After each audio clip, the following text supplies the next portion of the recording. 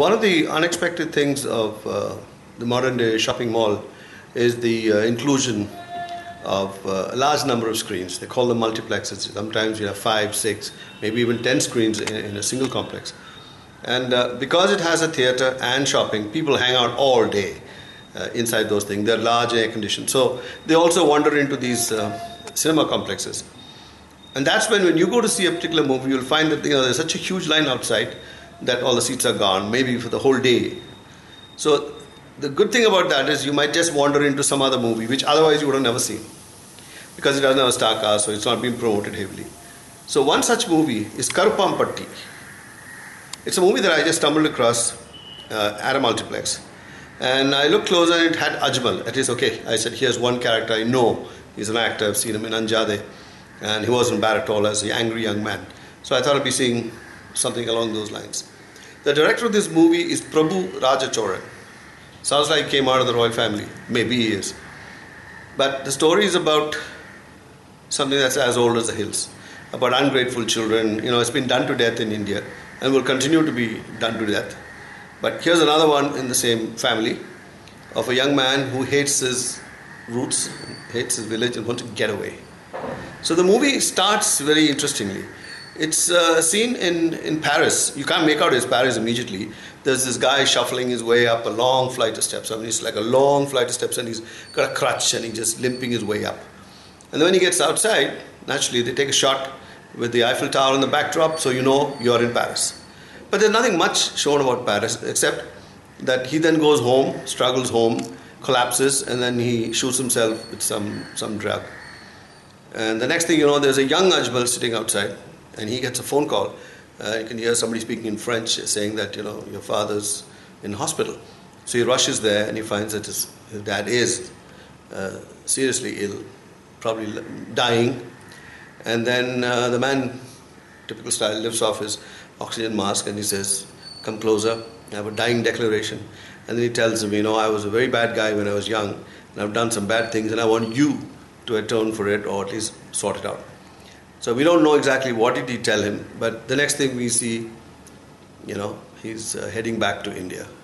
And then there are little flashbacks in black and white which show what had happened in the old days when his father, who is known as Manohar in the movie, comes from the village of Karupampatti, hated all the Tamil ways and customs. He just wanted to break away and go west.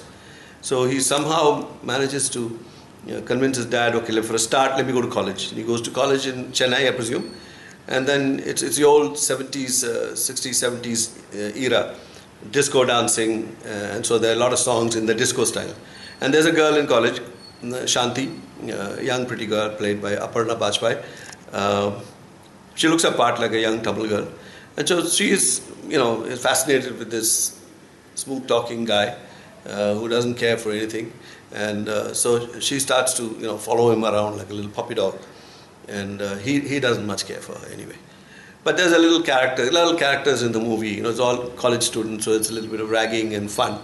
And then there is M.S. Bhaskar in an absolutely idiotic role. I wish he would just pay some attention to what he's doing. He's just stupidity of the highest order. If that is comedy, then we're scraping the bottom. I don't know if there's any bottom. They've gone through the bottom. This guy is a professor. Now, one would imagine a professor. Okay, you have funny professors, but that's funny in an intellectual way, in an intelligent way, not buffoon funny. Now, these are all buffoons. He's wearing a wig. He says, "I'm a fan of Einstein." So he's got a wig that looks like Einstein. Like he came out of a bath and he stuck his finger in the electric pointing hair and bzzz, something like that. Stupid, talks idiotic English, and he's an English professor or something like that. All eminently forgettable. But you cut the story ahead and we see that this guy is gone to France. And how he manages that is the villagers had gone to his father to tell him to go and take all this village documents and go pledge it with some money lender, I guess, and raise money for everybody. So they all left their papers with his father, that is Manohar's father. So when this guy comes back from college and he's determined that I got to get away from this place, I can't stand this thing again, and he upsets everybody and he insults all his relations and he tells them all that you're all Pattikar types, I'm going to go. So then he comes and he opens his dad's cupboard, and then he finds all these documents lying there, which have been given to his father for safekeeping before they go to raise money. So he takes those papers, pledges the whole lot as if he's the owner of it, takes money, and he buys a ticket, and he goes off to France. And in France he meets a white woman, marries her, and she is a tramp. They have a son, which is the hero, Kodai, that's the name. Ajmal's name is Kodai. You can't get any more native than that. So this one goes away with somebody else, and so that's the end of Kodai's mother in the picture. And then it's only this guy. So that explains his fair looks, his semi-European looks. He's got a French mother and a Tamil father.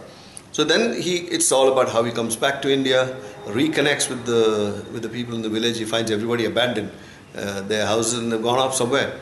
Then he painfully he goes around collecting information, tracks down all his folks. There are some nice scenes. Devadarshini, I think that's her name, or Divya Darshini, one of those television actors, very pretty woman, acts as one of his aunts, and he meets her.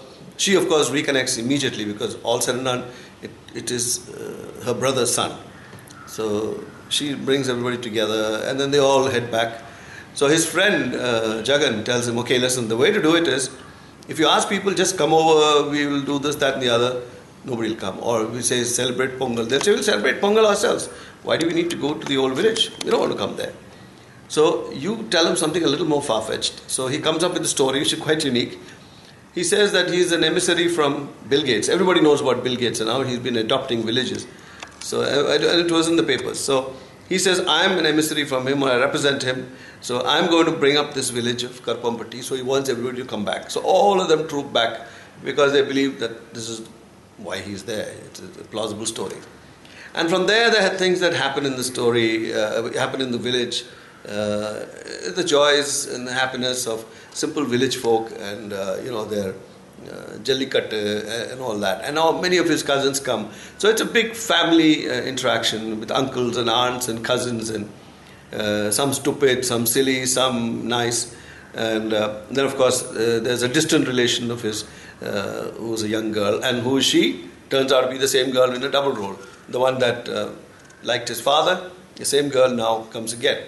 So she's again in the village, and he falls for her this time instead of the other way around. And he's always pursuing her, singing songs to her, and telling her to do this, that, the other. Finally, of course, she admits that, yes, I do like you, but nobody will ever... Then he confesses to her, do you know who I am? I am the son of the man who ran away from the village with all the papers, pledged all that, and took the money and pushed off. But he says, what I have done is, I have money with me, so I have actually redeemed all those papers, so the houses are free. They can come back and occupy them. So she says, I don't think they'll agree, because once they know that you're Manohar's son, the guy who cheated them out of their properties, they'll probably first kill you, then they'll want to talk. So they're very unhappy, and true enough. Somehow the story gets revealed that he is Manohar's son, and of course everybody is mad as hell. There's slapping, pushing, shoving going on. The old man is still around, so he tries to calm things down. But how it is in village movies, they're all angry. But fortunately, no chopping, bleeding people with legs cut off, arms cut off. All that is not there. It's just general pushing and shoving, which happens in movies. So all the pushing and shoving happens. But in the end, the women step up. So maybe that's the story in it. The women need to take over village life, because if you leave it to the men, you're only going to get more and more caste barriers, class barriers, and every other kind of barrier you can think of, religious barriers, communal barriers, while the women, they tend to look far beyond all these things. So the women take up the challenge, and when the men say, no, we don't want him here, we're going to chuck him out of this place, let him go back to his bloody France, we don't want to see him here, the women make up a stand. And in fact, the husband of one of the women actually tells his wife, you shut up and don't get involved in this, otherwise you know what I'll do to you. So she retorts to him saying that all that is old dialogue. What the hell can you do to me, you miserable old guy? So in a way it's like a slap in the face for the entire male menfolk. So they all wake up and they say, oh yeah, maybe we were stupid. So it's a message with a movie, or a movie with a message. Yeah, a movie with a message. Not very well done. It's neither doesn't tug at your heartstrings. It doesn't give you that super warm feeling, or make you, lump in your throat, think about some sad event, nothing. Everybody is some plasticky looking figure. They're all there. They're all doing the right things. There are children, there are old ladies, middle-aged women, everybody in the village is there. But somehow it's all unreal. So maybe he didn't sketch out the characters and fill them out correctly, or give enough little bits to bring out the humanness of people, and how they basically want to live a peaceful life. But circumstances doesn't allow them. It doesn't bring out all that well. But it's a good attempt in the sense at least it's not mindless killing.